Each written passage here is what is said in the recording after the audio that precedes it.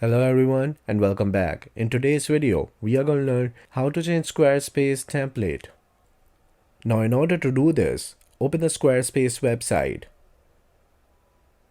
You will have to sign up on this website first and make an account with them.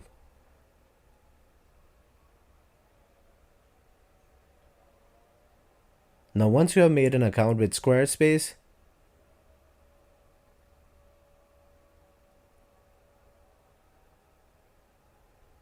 just go ahead and create a website.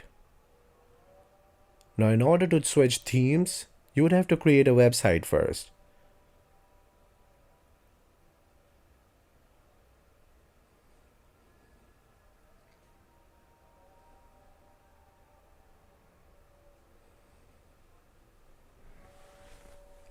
And that's it.